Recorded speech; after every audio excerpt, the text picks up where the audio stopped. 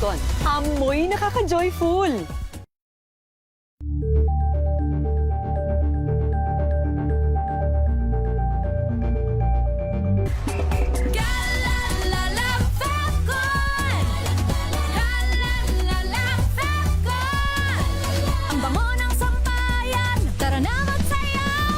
Fabcon, amoy nakaka-joyful.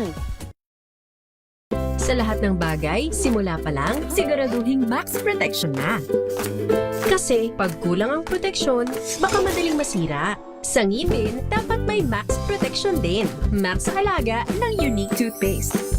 With Max Protect Formula, help stop cavities before they start, while keeping breath fresh. Try unique maximum fluoride protection. Para max alaga, max protektado. ACS. Wow, ang saya.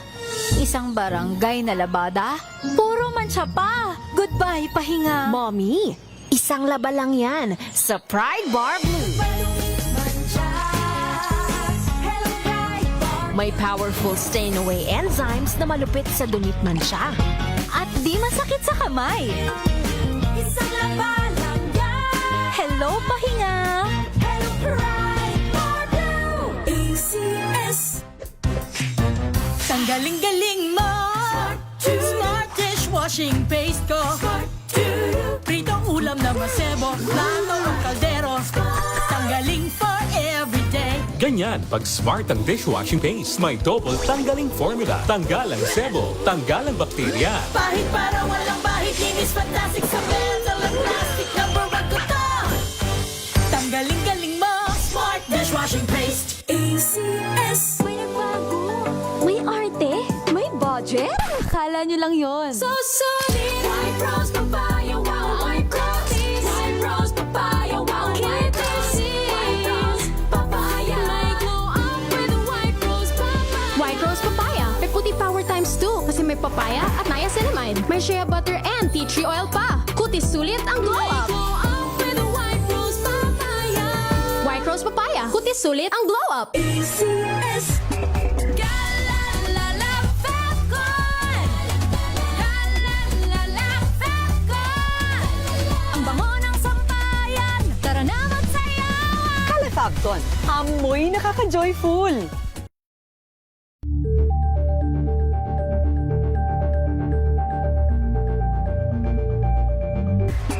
Galalala Fabcon. Galalala Fabcon. Ang bango ng sampayan. Tara na magsayawan. Fabcon, amoy nakaka-joyful.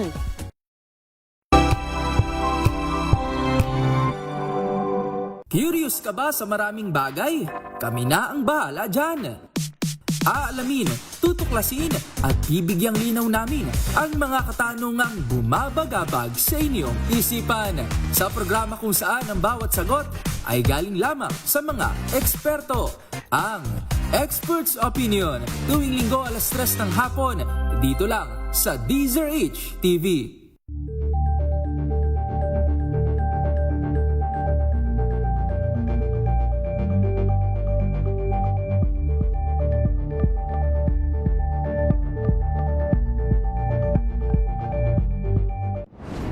Kung good vibes ang hanap mo, dito ka na sa sigurado.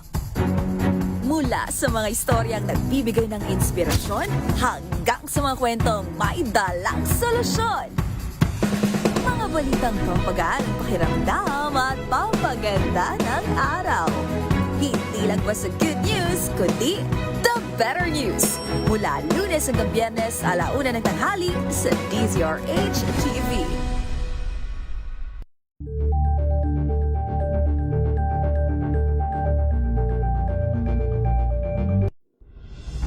Tuloy-tuloy ang pagtulong, tuloy-tuloy ang pagseserbisyo at tuloy-tuloy ang balitaan kasama si May Binauhan sa Operation Tulong mula Lunes hanggang Biyernes.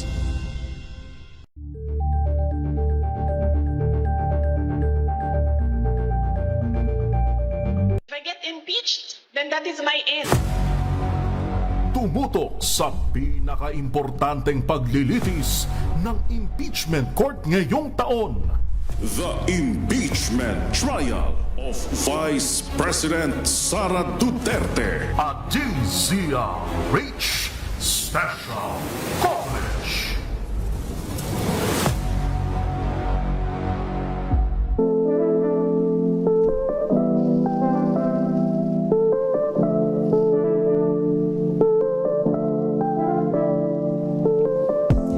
Magandang gabi, Luzon, Visayas at Mindanao. Good evening, Metro at Mega Manila. Kamusta ho kayong lahat? Kamusta ho ang inyong nagdaang linggo?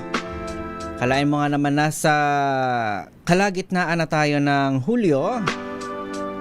Ang bilis ng panahon. Well, recently, I'm sure flooded ang inyong mga social media For You page, ang inyong mga feed ng mga graduation pictures. Diba? May iba't ibang larawan mula sa mga iba't ibang ceremony. Mula dyan sa PICC, siguro yung kaliwat ka ng larawan ng mga sablay pictures. Diba? At of course, yung mga medals, yan, flower bouquets, minsan money bouquet pa nga. At yung mga long sweet message, diba? Iba't ibang acknowledgement, pasasalamat. Actually, nakakatawa basahin, minsan kasi yung iba talagang napaka-generous nila sa pagkakwento ng kanilang mga experiences sa college. At nakaka-proud, diba? Kahit sa panig nating mga nakapagtapos na ng pag-aaral, nagfa-flashback yung mga personal experiences natin nung tayo pa yung dumaan sa kolehiyo, yung mga challenges na naranasan natin hanggang sa makarating tayo doon sa last part ng ating huling kabanata ng ating pag-aaral. Yung nasabi nating sa wakas, graduate na tayo, di ba? Pero ngayong gabi, meron akong gustong itanong sa inyong lahat. Of course, ating mga listeners, nakatambay sa ating YouTube Live at ating Facebook Live via DZRH News Television at via DZRH News. Hindi lang ito dun sa mga, of course, sa mga bagong graduate, pero sa ating lahat, diba? Lalo na sa mga matagal nang nakapagtapos. Naaalala nyo pa ba yung araw kinabukasan ng inyong graduation ceremony? Hindi yung mismong hindi yung mismong araw nung pagmamarcha, yung kinabukasan, literal, 'di ba? Yung araw na magsusoli ka ng inyong toga or nakapag-upload ka na ng yung mga graduation pictures. Unti-unti nang bumabalik sa normal yung buhay, yung hindi ka nag-set ng alarm kinabukasan kasi tapos ka na mag-aral. So pag mulat ng mga mata mo, nakatingin ka lang sa kisame, diba? Tahimik. Tapos may katanungang bumubulong, umiikot sa ating mga isipan. Ito yung big question kapag nakapagtapos ka na ng pag-aaral. Ano nang kasunod? Diba nung estudyante tayo, akala natin yung graduation na yung finish line. Well, totoo naman, 'di ba? Dulo kasi katapusan na siya nung ating pag-aaral. Yun na yung dulo ng walang kamatayang pagpupuyat para mag-review sa periodical, sa mga exam. Pero yung graduation na yon, of course, totoo naman na dulo siya, pero kabanata lang siya ng ating buhay, 'di ba? Yun yung pagtatapos ng ating pag-aaral. Pero at the same time, marami ring nagsasabi na doon pa lang nagsisimula. Yun pa lang yung umpisa ng panibagong klase ng pag-aaral. Ito naman yung pagharap natin ngayon sa adulthood, diba? Yung totoong buhay. Kung saan wala nang syllabus. Diba? Ngayong gabi pag-uusapan natin yung mga unang buwan na right after ng yung pagmamarcha, yung yugto kung saan unti-unting nagbabago yung mga patakarang kinagisnan natin sa buhay. Ayan, welcome ho sa ating programang nakikinig sa kwento ng mga manggagawang Pilipino at sumisilip sa buhay sa likod ng bawat hanap buhay. Ako po si Kyle Bulyas at ito po ang Hanap Buhay Diaries. So sa eskwelahan, 'di ba, simple lang naman yung sistema, may sinusunod tayong syllabus. Alam natin kung kailan exam. Well, minsan kasi 'di ba, may mga professor na mahilig magpa-surprise quiz. Pero still, alam natin yung coverage kahit papano. Alam natin yung kung ilang puntos ba yung kailangan nating makuha para makakuha tayo ng passing score.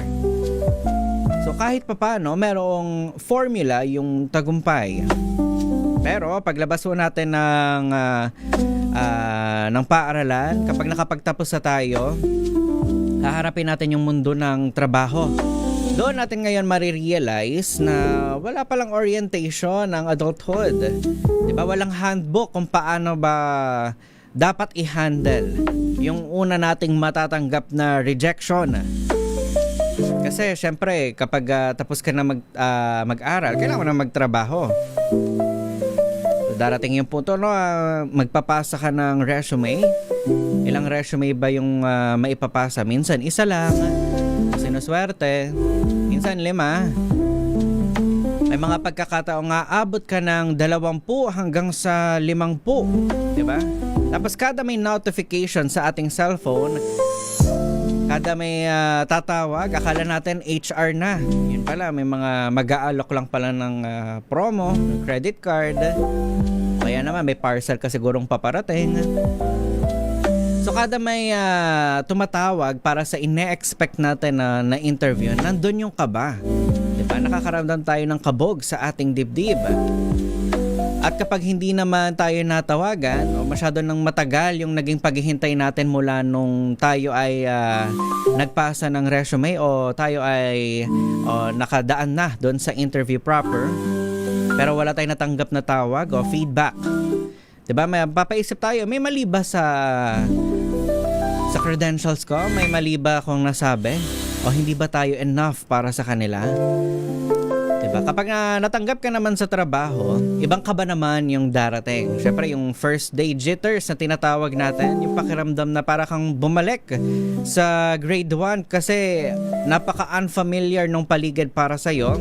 Hindi mo kilala yung mga kasama mo, yung mga makakasama mo doon sa opisina. Na akala natin kapag natapos na tayo ng college, handa na tayo. Pero sa realidad, iba pala yung lengguwahe ng opisina, iba yung kultura. Diba? Kahit na meron tayong on-the-job training, may mga instances kasi, diba? Syempre, hindi naman lahat na-absorb kung saan sila nag-OJT, doon na din sila magtatrabaho. May mga pagkakataon na talagang susuungin mo yung bagong kumpanya kasi yun yung pangarap mo doon mo gusto magtrabaho. May sa ilan naman, kailangan lang talaga nila magtrabaho for now. Papasukin mo na nila yung ibang work kahit hindi align sa kanilang pinag-aralan kasi urgency, 'di ba? Kailangan na ng kailangan na nilang sumahod. So mga ganyang pagkakataon, iba-iba yung challenges na kinakaharap, iba yung expectations, iba pala yung grading system dito kasi sa mundo ng pagtatrabaho,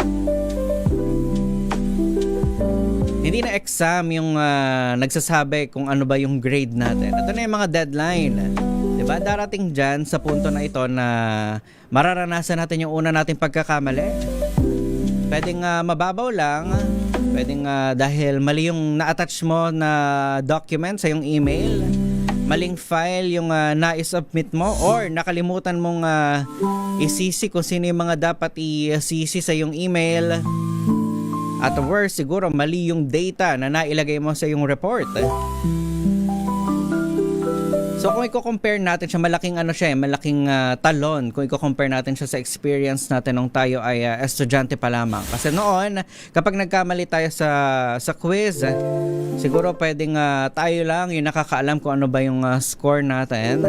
Pero tayo lang din yung affected, 'di ba? Kasi score lang naman natin yun. Mali natin, so tayo lang yung affected. Pero kapag nagtrabaho ka na, ibang usapin na siya kasi minsan may ibang tao ring naaapektuhan sa pagkakamali natin sa ating trabaho.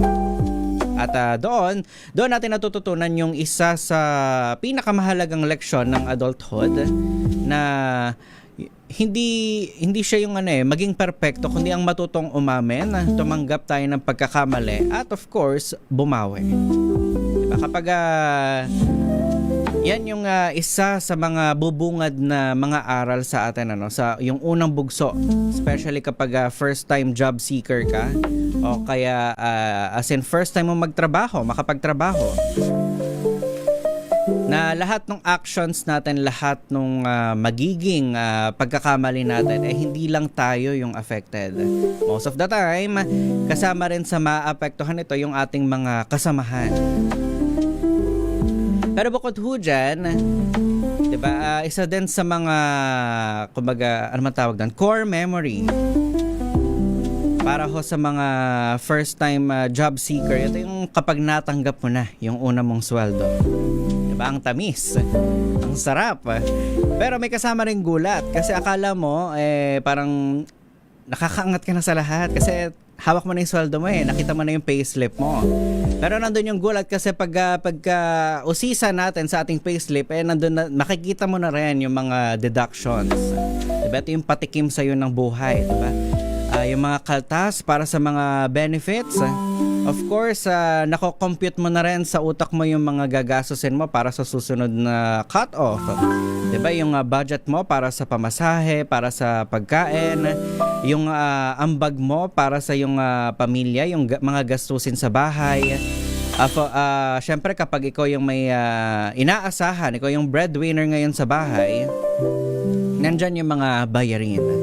So doon natin unang nare-realize na ang pagiging matanda hindi lang pala siya yung tungkol sa pagkakaroon ng kasagutan sa lahat ng mga tanong natin sa buhay. Mas madalas tungkol siya sa pag-aaral kung paano ba magpapatuloy, paano tayo magsusurvive sa araw-araw kahit na hindi natin hawak agad yung mga sagot sa mga tanong natin sa about life. Diba sa mga unang buwan na yon, yung moment na gumraduate ka at natanggap ka na sa trabaho, may mga bagay tayong natututuhan na nare-realize natin na hindi naman ito na ituro sa loob ng classroom. Well, balikan natin. Una dito, yung once na matanggap natin yung diploma, marirealize natin na hindi pa pala ito yung finish line.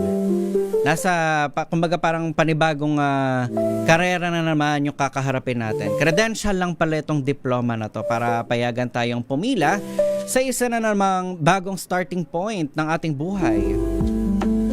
Diba, hindi ibig sabihin na degree holder na tayo tapos na tayo na patunayan kung sino ba tayo.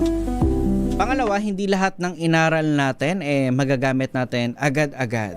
Especially sa nakararami sa atin. Kasi may mga pagkakataon na katulad nga nung binanggit ko kanina na hindi lahat ng gumraduate pumapasok agad sa trabaho na aligned sa kanilang pinag-aralan. At okay lang 'yon, 'di ba? Dahil ang unang trabaho hindi lang naman ito sinusubok yung ating talino. Kumbaga mas naka-focus ito kung sinusubok nito kung paano ba tayo matututo. 'Di ba? Kung paano tayo makinig, kung paano tayo makibagay, kung paano tayo bumangon pagkatapos tayong madapa. 'Di ba? Karamihan sa mga employer kasi hindi naman lahat ng yan inaasahan na nila na alam mo na agad lahat. 'Di ba? Mas naka-focus sila kung paano ka matututo kaysa dun sa magkukunwari ka na alam mo na lahat. Kasi syempre kapag beginner, alam naman nila marunong silang tumingin kung sino dito yung beginner lang at marami pang question tungkol sa kanilang mga ginagawa versus dun sa mga nagpapanggap. Diba? Mas okay na yung aminado ka na hindi mo alam yung bagay na ito para syempre magtatanong ka para maiwasan mong magkamali kaysa naman magpanggap ka na alam mo na yon tapos kapag nagkamali ka parang mas magiging iba pa yung mas magiging negatibo pa yung impression ng employer sa iyo. At last but not the least, diba, natututunan natin sa unang bugso ng ating pagtatrabaho na hindi pare-pareho yung timeline ng mga tao. Diba? Kasi syempre may mga kaklase tayo na or mga kakilala, mga kaibigan na right after graduation meron agad silang trabaho. May mga ilang pa na hindi pa sila gumraduate nakapag-apply na sila. Nakapasok na sila doon sa kumpanya na tinatarget nila. Meron din naman na kahit patapos na tayo sa probationary period ng ating hanap buhay, yung mga kasabayan natin sa college hanggang sa kasalukuyan naghahanap pa rin ng kanilang mapag-a-applyan. May ilan din naman na mas piniling magpahinga muna. Iba umuwi muna sa kanilang kanilang mga probinsya. Iba naman ay mas piniling ipagpatuloy yung kanilang mga pag-aaral, di ba? Apply for masteral higher education. May ilan din naman na nagbago na ng direksyon ng kanilang buhay. Kanya-kanyang timeline yan. So kung nasaan ka man ngayon, di ba? Saan ka naman sa point ng iyong buhay, lagi natin tatandaan na wala pong iisang timeline. Diba? Hindi tayo nahuhuli, hindi rin tayo napapaaga. Nandun lang tayo sa sarili nating pace. Nandun tayo sa sarili nating simula. Ayan. So habang pinag-uusapan natin to, alam natin na hindi lang naman yung mga fresh grad ang nakaka-relate dito. Of course, tayo rin sa panig nating mga medyo matagal nang nakapagtapos. Maging sa ating mga magulang na nakikinig ngayong gabi, siguro naalala po ninyo yung unang pagkakataon na nakita ninyo yung anak ninyo na suot-suot yung kanilang office attire o yung uniform para sa kanilang first day na pagtatrabaho. At aminin naman natin hindi. Of course, pinagdadasal natin para sa kanila na sana maging mabuti ang buhay, ang mundo pa sa kanila. At of course, sa mga supervisor, manager at mga matatagal na sa kanilang mga hanap buhay, naaalala nyo pa ba yung mga panahon na kayo, yung first time pa lamang, kumbaga bagong empleyado pa lamang, kayo pa lang yung kakaba-kaba? Diba? Nahihiyang magtanong kung nasaan yung pantry o kung sino ba yung kaninong email ba dapat ipadala itong report. Diba? Darating yung panahon na mapapansin natin na iba-iba na pala yung buhay ng mga dati mong kaklase. Iba, nagsimula na lang mag-business. Iba, kakaresign lang sa kanilang trabaho. Again, yung iba, babalik sa pag-aaral. May mga pagkakataon din na yung iba, talagang nag-change na ng career. So, noong estudyante tayo, pare-pareho yung classroom na pinapasukan natin. Pero pagkatapos ng graduation, kanya-kanya na tayo ng biyahe. So wala hong mas tama o mas mali sa bilis ng bawat isa dahil lahat po tayo ay dumaan sa pagiging baguhan. Lahat tayo minsan ding kinabahan sa punto ng ating buhay. Lahat tayo natuto. Natuto lang, di ba? Natuto tayong magtrabaho habang kumbaga natututo tayong magtrabaho habang natututo rin tayong mabuhay. Ayan. So sa mga bagong graduate, kung nakakaramdam ho kayo ng kaba, normal lang ho yan. At enjoyin nyo lang ho yung face ng buhay ninyo. Yan, yung masarap kasi sa feeling yan yung nandun yung excitement at the same time nandun yung kaba. Kasi syempre, kumbaga natapos yung isang napakalaki at napakahalagang chapter ng ating buhay. At haharap naman tayo sa panibagong hamon. So yun. So wag kayong matakot. Normal naman matakot. Pero wag ho kayong mahiyang magtanong, especially sa mga nakatatanda sa atin. Kasi kahit sila ho, dumaan sila sa ganyang phase ng kanilang buhay. So I'm sure marami ho silang may i-share. Diba? Para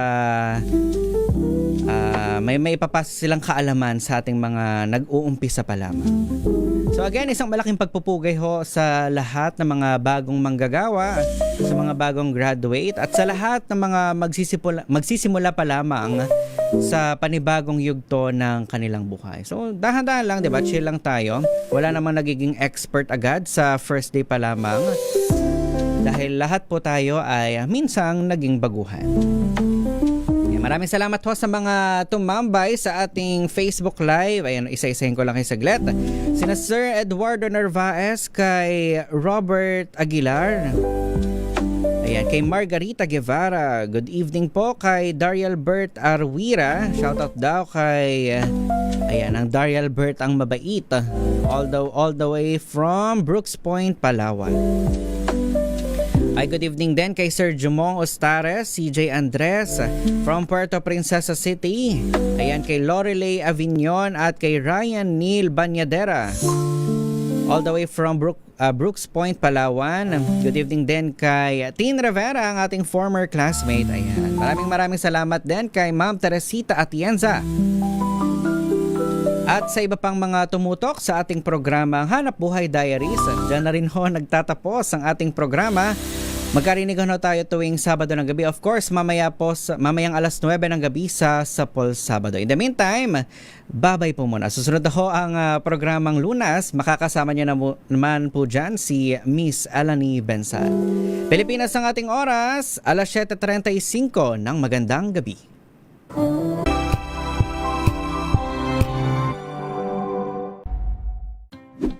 Sa lahat ng mga nanonood at nakikinig sa atin. Thank God it's Good evening, Metro at Mega Manila. Magandang gabi Pilipinas, Metro and Meg.